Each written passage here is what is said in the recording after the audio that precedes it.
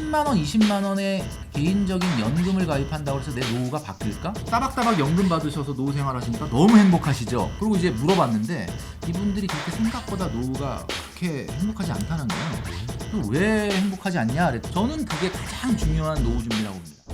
Round 1, fight. 안녕하세요. 박종원의 경제한방입니다. 투자 열풍도 불기도 했었고 이제는 또 과연 어떻게 지금 상황을 대비해야 되나 고민도 정말 많으실 것 같은데 이러다 보니까 우리가 놓치고 있었던 게 있었죠. 노후 준비 과연 잘 되고 있는지 한번 점검을 해봐야 될 것 같은데요. 그래서 오늘은 KBS 국민 영수증에서 금융 멘토로 활약하셨던 금융 칼럼니스트 김병필님을 모셨습니다. 안녕하세요. 네, 반갑습니다. 자, 이게 지금 노후에 대해서 경각심을 가지기만 해도 그게 노후 준비는 돼 있는 거다 이런 얘기도 있긴 한데 네. 최근에 상황들 보면 필요성을 인식하고 있지만 잘 안 되고 있다 이런 얘기도 있단 말이죠. 네. 어떻게 지금 봐야 될까요? 뭐 사실 노후 준비를 할 만한 여력을 갖고 있는 분들이 많지 않습니다. 사실 뭐 경제도 좀 어렵고 우리가 옛날에 어렸을 때 방학 숙제 내주면 방학 숙제를 방학하자마자 열심히 하는 친구들은 거의 없지 않습니까? 저 같은 경우는 방학 한 하루 이틀 남겨놓고 막 벼락치기라고 하잖아요. 했던 기억이 있는데 사실 노후라는 것이 우리가 살아가면서 준비해야 될 여러 가지 재무 목표 중에 가장 뒤에 있는 목표 아닙니까? 그러니까 아무래도 이제 현재를 더 즐기는 문화, 그러니까 뭐 과거의 욜로, 뭐 최근에까지 플렉스, 뭐 이런 문화들은 사실은 미래보다는 현재를 즐기자라는 어떤 트렌드잖아요. 이제 그런 것들 때문에 더더욱 노후 준비는 뒷전으로 밀릴 수밖에 없는 거죠. 우리가 지금 벼락치기 할 수는 없는 거잖아요. 도대체 그렇죠. 예. 노후 준비 어떻게 해서 처음부터 준비를 해나가야 되는 걸까요? 네. 저는 첫 번째로 가장 중요한 노후 준비가 기자님 좀 전에 경각심이라고 얘기하셨는데 현실을 잘 파악하는 게 첫 번째 준비라고 생각을 해요. 현실을. 그렇다면은 내가 만약에 노후에 은퇴하고 나서 정말 어느 정도로 생활비를 정말 쓸 것이냐 이거조차도 사실 너무 감이 없는 분들이 많거든요. 혹시 기자님 같은 경우는 내가 만약에 나중에 은퇴하고 나면 경제활동을 중단하면 한 달에 얼마 정도 생활비 있으면 정말 내가 원하는 노후 생활을 할 수 있다 이런 거 혹시 계산해 보신 적 있습니까? 저는 해봤습니다. 아, 그래요? 관련해서도. 혹시 살짝 얼마 정도인지 얘기해 주실 수 있어요? 아니 근데 이게 정말 최저로 생활할 수 있는 최저? 금액부터 시작해서 음. 풍요롭게 쓸 수 있는 여행도 다니고 막 아, 할 수 있는 예. 금액이 완전히 다르더라고요. 너무 천차만별이죠. 네, 천차만별이죠. 뭐 부부가 진짜 한 100만 원대 초반으로도 생활이 가능할 것 같기도 하고 또 해외여행 다니면서 쓸 것 같으면 막 5, 600만 원이 그렇죠. 필요할 것 예. 같기도 하고 정말 왔다 어떻게 갔다 하죠. 하는지. 결국은 본인의 생활 수준이 뒤로 후퇴되지 않는 거거든요. 그럼 이제 여러분들이 이걸 좀 생각해 보셨으면 좋겠어요. 첫 단계가 저는 내 노후에 정말 지금 화폐 가치로 얼마가 필요한가를 정확하게 알아내는 건데 많은 분들이 이제 좀 전에 기자님 말씀하신 것처럼 노후에는 돈도 없고 그러니까 그냥 조금 아꼈어. 그러면 어떻게 그냥 아껴 쓰면 한 뭐 100, 200만 원 갖고도 될 것 같기도 하고 막 이런 생각이 든단 말이죠. 네. 근데 절대 그렇지 않습니다. 이게 왜 그러냐면 여러분들의 노후 생활비는 어떻게 계산되냐면 지금 쓰고 있는 생활비에 답이 있어요. 지금 여러분들 얼마 생활비를 쓰시는지 혹시 아시지 않습니까? 그 생활비에서 일단 빼는 게 하나 있는데 뭐냐면 대출이자. 예, 노후까지는 어쨌든 뭐 대출은 좀 정리할 거라고 보고 대출이자 빼고요. 그 다음에 아이들한테 들어가는 교육비. 그거는 안 들어갈 수 있거든요. 그래서 그거 빼고. 자, 그거 빼고 난 나머지가 순생활비라고 합니다. 순생활비. 자, 그 순생활비에 저는 곱하기 2 하면 된다고 봅니다. 곱하기 2나 해야 된다고요? 그렇죠. 그러니까 이제 많은 분들이 아니에요? 의아해 하시는데 네. 아니 뭐 노후에 돈도 없는데 좀 이렇게 좀 아껴 쓰고 뭐 그리고 이제 우리가 봤던 그 노후 생활이라는 게 사실 지금의 우리 조부모님 세대들의 생활을 많이 본 거거든요. 그분들은 1930년대, 40년대 태어나신 분들이에요. 말 그대로 굶주림과 가난과 전쟁을 겪어온 세대예요. 그러니까 그분들은 한 달에 생활비 100만 원, 150만 원 이하로도 생활하실 수 있는 분들이고 1980년대 이후에 태어나신 분들은 굶는다? 뭐 이런 거는 해본 적이 한 번도 없고 기본적으로 지금 생활비 안에 뭐가 들어있냐면은 문화 레저 비용이 기본적으로 들어있습니다. 그러니까 이게 내가 뭐 꼭 뭐 돈 없으면 안 하고 돈 있으면 하고 그런 문제가 아니라 그냥 그거 자체가 생활비예요. 그 순생활비에 제가 왜 곱하기 2를 하라 그랬냐면 지금 여러분들이 한 달에 생활비를 쓰는 그 생활비는 여러분들이 월요일부터 금요일까지 회사를 가면서 쓰는 생활비예요. 그러니까 월요일부터 금요일까지는 솔직히 회사 가서 바쁘고 정신없다 보면 돈을 뭐 그렇게까지 많이 쓸 일은 없지 않습니까? 근데 여러분들의 노후에는 월요일부터 금요일까지 회사를 안 가요.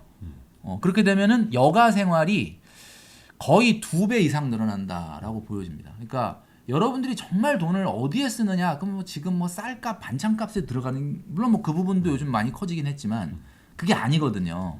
여러분들이 지금 누리고 있는 일상생활 중에 차지하는 많은 비용이 사실 여가에 관련된 비용입니다. 그 비용이 현실적으로 노후 생활에 들어가게 되면 지금보다 2.5배 정도 늘어나는 여가 생활 때문에 여가 시간 때문에 대폭적으로 늘어난다.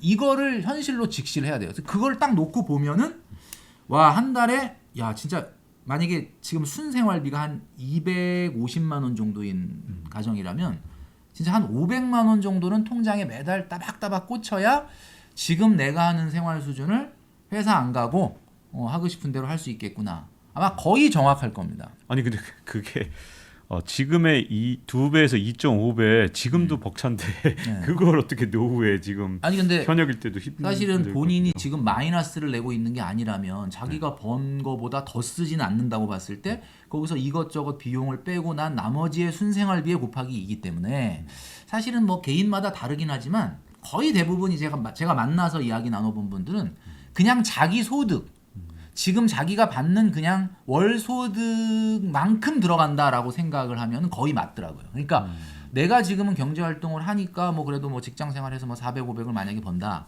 근데 은퇴하고도 그 소득이 계속 유지가 돼야만 지금의 생활 수준을 늘어나는 여가 시간을 감안해서 할 수 있다. 이렇게 우리는 결론을 내릴 수가 있는 거죠. 와 진짜 어렵겠는데요. 지금의 소득을 나중에 그렇죠. 유지하면. 어렵죠. 네. 자, 그러면 일단 이 경각심을 느낀다라고 하면은 일단 행동에 옮기게 되는 겁니다. 그래서 우리가 노후 준비의 첫 번째가 왜 경각심이고 우리가 진짜 어떤 노후 생활을 보낼 건지를 잘 생각해야 되는 이유가 그렇게 되면 진짜 이게 받아들여지면 야, 진짜 그렇겠구나라고 되면 아무래도 본인이 어떤 액션이든 취하게 될 건데 우리나라 사람들이 가장 많이 하는 얘기 중에 이런 게 있습니다. 내가 한 돈 얼마 정도 있으면 내가 은퇴할 수 있을 것 같다. 네. 저도 사실 한 20년 전에 내가 돈 한 이 정도 있으면 난 은퇴할 수 있을 것 같은데 라고 생각했던 금액이 있거든요. 지금 가만히 생각해보면 은퇴요? 절대 못합니다. 그러니까 이게 돈이라고 하는 건 우리가 지금 겪고 있는 인플레이션에도 문제가 있지만 본인의 기대치도 달라지거든요. 그렇기 때문에 제발 뭐 돈 10억, 20억, 30억, 40억 있으면 난 은퇴한다. 이걸 자꾸 노후 자산으로 생각하는 것부터 여러분 버리셔야 돼요. 유튜브 보시는 많은 분들이 영상에서 보면 어디다 투자해야 돼? 뭘 해야 돼? 자꾸 이런 관점이 되는 이유가 노후 준비를 자산의 개념으로 생각하기 때문이다라는 거죠. 그럼 어떻게 해야 되는 건가요? 노후 자산의 개념으로 접근하면 자꾸 뭔가를 투자해야 되고 뭘 해야 된다라는 재테크 쪽으로만 풀려고 한다는 거죠. 지금 최근에 우리가 겪고 있는 게 자산 시장이 어떻게 보면은 배신 아닙니까? 배신. 예, 그러니까 진짜 많이 작년에 재작년에 그렇게 주식 오르고 그렇게 아파트 가격 올라서 야 이제 뭐 돈 벌었다 이렇게 생각한 분들도 지금 올해 들어와서 뚜껑 열어보니까 뭐 사실은 아무것도 남는 게 없는 이런 상황이잖아요. 10년에 한 번씩 이런 일들이 주기적으로 있었고 앞으로 이 금융위기 뭐 경제위기라는 게 너무나 사실은 다반사로 일어날 가능성이 높기 때문에 자산만 믿어서는 안 된다. 그래서 자산에 대한 인식을 가지면 자꾸 투자 쪽을 생각을 하는데 이제 생각을 좀 바꿔갖고 여러분들이 진짜 지금 화폐 가치로 400만 원은 매달 따박따박 나와야 내가 노후 생활할 수 있겠는데 라는 쪽으로 생각을 바꾸면 변화되는 게 하나 있다 이거죠. 그게 뭐냐? 일단은 일에 대해서 다시 한번 생각을 해보게 돼요. 그러니까 많은 분들이 이제 은퇴라는 거를 어떻게 생각하냐면 특히 이제 요즘 젊은 세대 2030들 같은 경우는 뭐 최근까지 파이어족이라 그래가지고 빨리 은퇴하는 게 꿈이었잖아요. 네.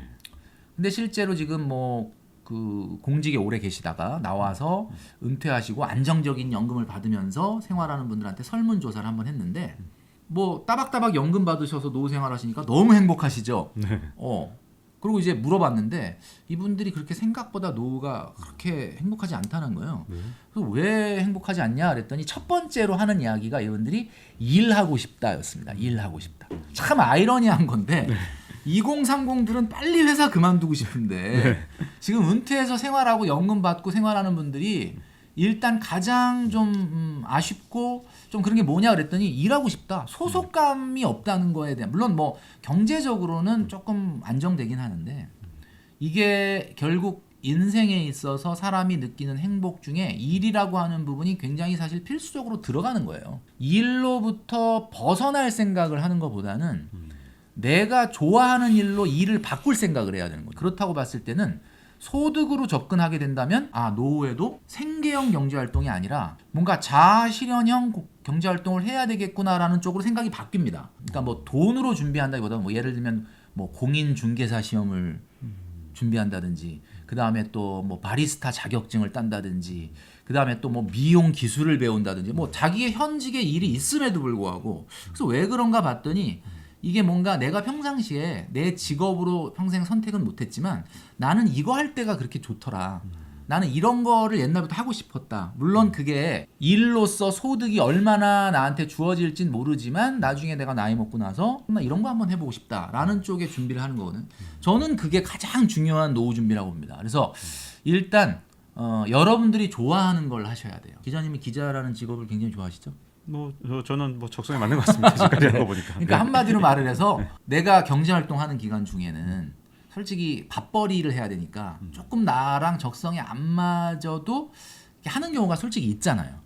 그 생계형 경제활동은. 그런데 60세, 65세 이후에 은퇴하고 나서는 사실은 좀 소득이 많이 떨어지는 한이 있더라도 내가 하고 싶어하는 일, 내가 했을 때 행복한 일을 하라는 거죠. 그거를 준비하는데 또 꽤 시간이 걸리지 않을까. 네. 자, 그러면 혹시 노후 준비를 하는데 연령별로도 좀 다른 차이가 좀 생길까요? 뭐 20대, 30, 40대, 뭐 50대 다 다를까요? 과거에 많이 얘기했던 게 라이프 사이클. 그래서 과거의 연령별로 뭔가를 준비해야 된다. 뭐 이런 것들의 이론들이 많이 있었어요. 근데 뭐 저도 그런 걸 강의를 젊었을 때부터 했고. 근데 지금 와서 이렇게 생각해 보면 전혀 다를 게 없습니다. 제가 봤을 때는 과거에 얘기했던 거는 그냥 이론이에요. 그러니까 하나도 맞질 않아요. 그러니까 무슨 이야기냐? 노후가 불안해. 10만 원, 20만 원이라도 연금을 넣자. 내가 그거 어디 가서 20만 원, 20만 원을 써버리는 것보다는 낫겠죠. 근데 과연 10만 원, 20만 원의 개인적인 연금을 가입한다고 해서 내 노후가 바뀔까? 지금 한 치 앞을 내다볼 수 없는 경제 상황 아닙니까? 진짜 모든 것이 불확실한. 그러니까 오직 확실한 게 있다면 모든 것이 불확실하다는 사실 하나만 확실하거든요. 그런 상황 속에서 내 돈을 20년, 30년 후에 받게 될 돈을 받게 될 것으로 금융상품에 투자한다? 저는 이건 아니라고 봅니다. 연금을 하면서 나는 그래도 노후 준비 좀 하고 있어라는 본인의 만족이 있을지는 모르지만 20대, 30대 때는 노후 준비라는 게 딴 게 없고 본인의 일에서 성공하는 게 노후 준비예요. 20대, 30대가 만약에 저한테 노후 준비 어떻게 할까요? 물어본다 그러면 그런 거 물어보지 말고 본인이 있는 곳에서 최고 연봉을 받을 생각을 해라. 당신이 일하는 곳에서 당신하고 똑같은 일 하면서 연봉 많이 받는 사람이 있냐 없냐? 있단 말이에요. 똑같은 일 하는데 왜 그 사람 연봉이 높지? 그러면 그 사람을 롤모델을 하든 본인의 일에서 성공을 해야 돼. 20, 30대 때는 그거를 전력을 다해야지 뭐 노후 준비를 위해서 일찍 연금을 가입하고 그게 어떤 크게 좌우되지 않는다. 4050 세대 또는 뭐 60까지도 포함되지만 끼인 세대. 그래서 끼인 세대. 네, 뭐 부모도 복양을 해야 되고 그다음 자식도 키워야 되고 하는데 양육비가 제일 많이 들었던 세대잖아요. 네. 그래서 먼저 자녀 얘기부터 좀 여쭤보고 싶은데 네. 이런 자식 교육 때문에 사실은 노후에 되게 힘들어질 수 있는 이런 세대들은 사실 노후 준비할 시간이 없고 또 교육에 또 시간까지 투자한 경우에는 네네. 뭐 미래를 위해서 다른 뭐 직업이라든가 또 다른 나만의 시간을 가져본 적이 없는 세대들. 딱 전에요. 네. 네, 제가 지금 53이니까 네. 우리나라 나이로 그런 세대들 같은 경우는 근데 사실 기자님 말씀하신 것처럼 이제 자녀 문제와 노후 문제가 좀 상충되는 거라고 많은 분들이 생각을 하잖아요. 근데 그런 면도 있는데 저는 개인적으로 그렇게 생각을 해요. 자녀 교육에 조금 더 남다르게 투자했던 분들이 재테크도 잘했습니다. 저는 그렇게 봅니다. 그러니까 뭐 다 모든 경우에 그런 건 아니지만 왜냐하면 우리나라 같은 경우는 아파트 가격이 어디가 많이 올랐냐면 결국은 교통이 좋거나 뭐 자연 환경이 좋은 곳이 아니라 일단 가장 첫 번째 순위는 사실은 교육 환경이거든요. 그러니까 옛날로 말하면 학군이고 요즘으로 말하면 학원가가 또는 뭐 면학 분위기가 좋은 그런 곳에 결국은 자녀 교육에 대한 열의를 갖고 있는 부모들이 몰리면서 사실은 뭐 부에 대한 어떤 세대 이전이랄까 사실은 소위 말하는 강남 또는 목동 뭐 이런 곳들이 대부분 이제 집값을 많이 견인을 했는데 뭐 모든 분들이 다 거기 가서 뭐 자녀 교육 때문에 집을 산 거는 아니겠지만 대부분 자녀 교육에 굉장히 올인하는 분들이 재테크도 그래서 잘했다고 저는 봅니다. 그래서 이거를 꼭 이분법적으로 자녀 교육을 많이 하면 내 노후 준비가 안 되고 노후 준비를 하다 보면 자녀가 조금 뒷바라지가 안 된다. 저는 그렇게 동의하고 싶지는 않고요. 그 다음에 이제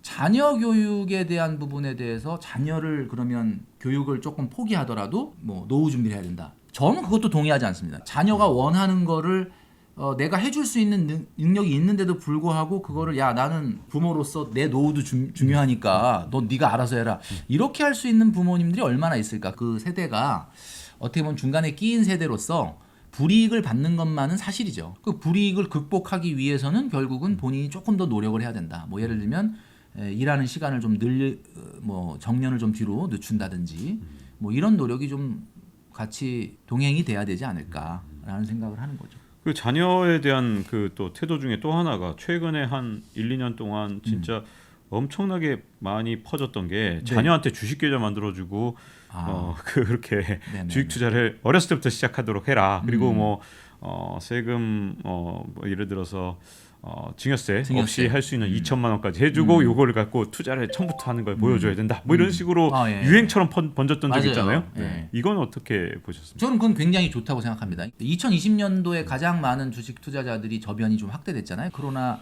팬데믹 이후의 주가 상승기에. 그때 이제 많은 분들이 젊은 분들이 주식 투자의 경험이 없다 보니까 주식은 계속 오르는 거 아니야? 뭐 이렇게 생각을 했단 말이에요. 그러다가 이제 이런 주가 하락을 경험을 하고 있는데 이거는 최근에 주식 투자한 분들이 그렇게 생각하는 거지. 저처럼 대학생 때부터 주식 시장을 봐온 사람들은 이거 뭐 맨날 겪는 일이고 한두 번 본 게 아니거든요. 그러니까 주식 시장이라는 건 투자 시장은 원래 그런 거예요. 그렇기 때문에 사실은 자녀 세대들에게 주식 계좌를 만들어줘서 뭐 그걸로 수익이 많이 나서 네가 네 등록금 내라는 게 아니라 어쨌든 경제를 좀 바라보는 관점이라든지 뭐 이런 것들을 자본주의 시장 경제를 살아가는 사람으로서 미리 교육시키는 건 저는 굉장히 좋다고 봅니다. 근데 이제 결국은 그것도 중요하지만 따박따박 돈을 모으는 예금과 적금을 하는 습관도 같이 해주는 게 굉장히 중요하겠죠. 네. 나 지금 노후 준비 하나도 안 돼 있는데 어떻게 시작하란 말인가? 네. 라고 궁금해하시는 분들에겐 어떤 조언을? 저는 뭐 지극히 이제 유튜브나 이런 데서 나와서 얘기하는 건 뭐 지극히 개인적인 이야기입니다. 그러니까 뭐 여러분들이 저게 정답이야? 라고 생각 안 하셔도 상관없습니다. 저는 그렇게 했기 때문에. 그러니까 뭐냐면 선택과 집중이 필요해요. 저는 선택과 집중을 했거든요. 그냥 내 집 마련에 올인했어요. 다른 건 안 하고 그냥 무조건 이 내 집 마련에 대한 그레이드. 제가 노후 준비하면서 왜 자꾸 집을 얘기를 하냐면 대한민국의 자산이 여러 가지가 있습니다. 뭐 대한민국의 뭐 국채, 뭐 국고채도 있고 국가가 발행하는 채권도 있고요. 그다음에 우리나라의 뭐 코스피 기업은 뭐 850개 이상의 기업들이 몰려 있는데 뭐 그 기업들의 주식을 사셔도 되고요. 그다음에 이제 소위 말하는 인기 지역이나 서울 수도권의 아파트를 사셔도 되고요. 그다음에 뭐 최근에 뭐 열풍이 있었던 뭐 암호화폐 사셔도 되고 다 좋아요. 근데 문제는 이 자산이 여러분들의 노후를 지켜주려면 10년, 20년, 30년 후에 그 자산에서 나오는 현금 흐름이 커야 되는 게 아니고요. 그 자산에서 나오는 현금 흐름이 가장 안정적이어야 돼요. 그러면 잘 생각해 보십시오. 그러면 대한민국에서 내가 이 모든 자산을 다 가질 수는 없잖아요. 뭔가 하나에 이게 집중을 해야 되는데 그럼 과연 여러분들이 은퇴할 때 내가 암호화폐를 잔뜩 갖고 은퇴하는 거와 그다음 우리나라 기업들의 주식을 잔뜩 갖고 은퇴하는 거와 그다음에 서울에 모든 사람들이 살고 싶어하는 그 입지에 뭐 작지만 그 아파트를 하나 갖고 은퇴하는 거 뭐가 현금 흐름이 가장 안정적일 거냐? 저는 요번에 이제 금융 위기까지는 아니지만 이런 글로벌 경제 위기라든지 이런 걸 겪으면서 우리가 늘 느끼는 거는 우리는 원화 베이스의 자산을 가질 수밖에 없는 나라이기 때문에 결국 모든 자산이 나중에 상대 가치로 봤을 때 10년, 20년, 30년 후에도 안 변할 자산이 뭐냐라고 본다면 저는 주택이라고 봅니다. 상가 건물이 아니고요. 주식이 아니고요. 그래서 절대로 여러분 평형을 늘리시면 안 돼요. 평형을 늘려간다는 거는 결국 입지를 후퇴한다는 뜻이에요. 자꾸 시골로 가게 돼 있거든요. 정말 평형은 25평밖에 안 되고 20평밖에 안 되더라도 입지를 올리셔야 돼요. 왜? 지금 우리나라의 가장 그 자본주의가 심화되면서 가장 크게 나타나는 게 바로 소득의 양극화거든요. 소득의 양극화가 어느 정도로 진행이 됐느냐? 2022년도 1분기 우리나라 가구 소득을 보니까 상위 20%가 1,083만 3천 원입니다. 그러니까 무슨 얘기냐면 420만 가구의 평균 소득이 지금 1,100만 원 정도 된다 이런 얘기거든요. 지금 고소득자들은 굉장히 빨리 늘어나고 있어요. 근데 이 고소득자들이 나중에 어디 살고 싶어 할 거냐를 잘 생각해 보시면 결국 그들이 살고자 하는 곳은 딱 정해져 있습니다. 물론 과정 중에는 뭐 주식도 하고 예금도 하고 다 좋은데 궁극에는 저는 여러분들한테 꼭 말씀드리고 싶은 거는 노후 준비는 결국 대한민국에서는 가장 현금 흐름이 안정적인 주택으로 해야 되고 그 주택의 입지를 올리는 것이 여러분들의 노후 준비의 가장 핵심이다.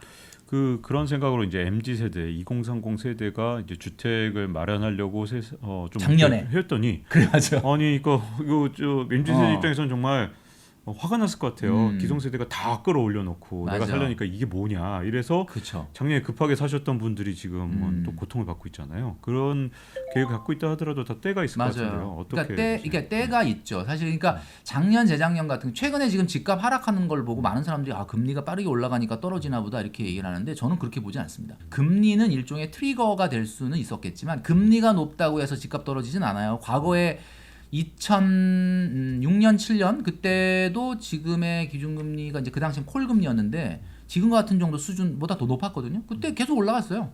그러니까 이게 무슨 이야기냐면 지금의 집값 하락이라는 거는 우리가 2020년, 21년, 2019년까지 이어졌던 그 기록적인 상승률이 너무 높아서 집값이 너무 비싸졌기 때문에 떨어지는 거지.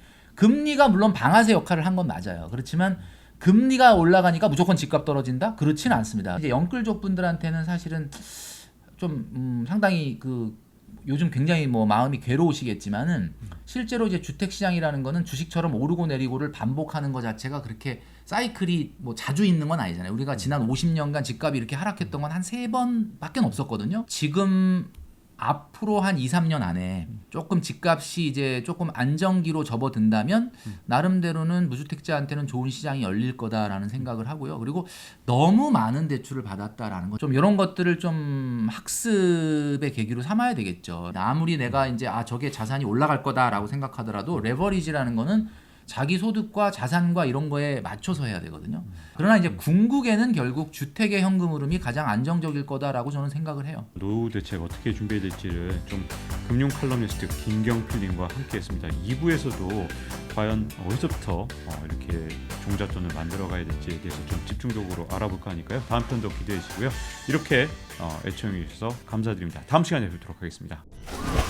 바람의 방향이 바뀔 때마다 주목받는 자산은 다 달라지게 돼 있는데 지금 보통의 터널을 지나고 있는데 저 끝에 뭔가 저 한 줄기 빛이 막 보여. 야, 저쯤 가면 터널 끝날 것 같다. 그때 사야 됩니다. 근데 지금 터널 들어가지도 않았거든요. Round 1, fight.